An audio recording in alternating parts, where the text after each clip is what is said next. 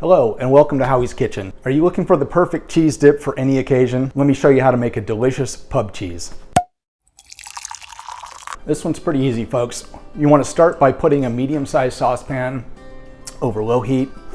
And then we're going to take 1 pound of Velveeta cheese and we're just going to cut this up into smaller pieces. So with the saucepan now heated up, let's go ahead and add our Velveeta to the pan here.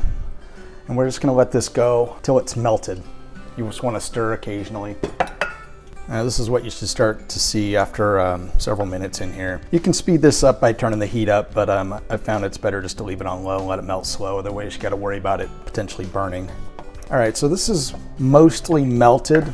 So at this point, what we're going to do here, we're going to add in a 4-ounce jar of just horseradish. We want to get this mixed completely in here. We're going to let this cook for about 10 to 15 minutes or so, and you want to make sure you stir this frequently, keep it from burning. All right, so as you can see here, this is thoroughly melted. The horseradish is completely blended in. So at this point, we're going to add 3/4 of a cup of mayonnaise, and we're going to add in 1 teaspoon of Worcestershire sauce and a 1/4 teaspoon, a 1/4 teaspoon of Tabasco. And I've got 1/2 teaspoon of garlic powder and a 1/2 teaspoon of onion powder. We're gonna get this completely mixed in. We're gonna put a timer on and we're gonna let this cook for another 10 minutes.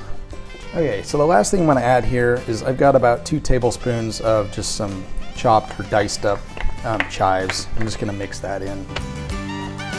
So now we're gonna offload this into some containers here. All right, so now what we're gonna do here is we're gonna pour the cheese mixture into some containers. I've just got a couple of Pyrex containers here. I think these are about 2 cup.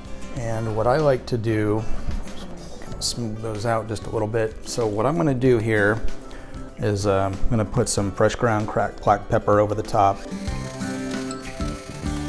So now we're gonna let these set up in the fridge for about an hour or 2 and then we'll be ready. Here you go, folks, a great pub cheese for any occasion. Serve it with pretzels or your favorite crackers. I actually prefer Triscuits. Enjoy.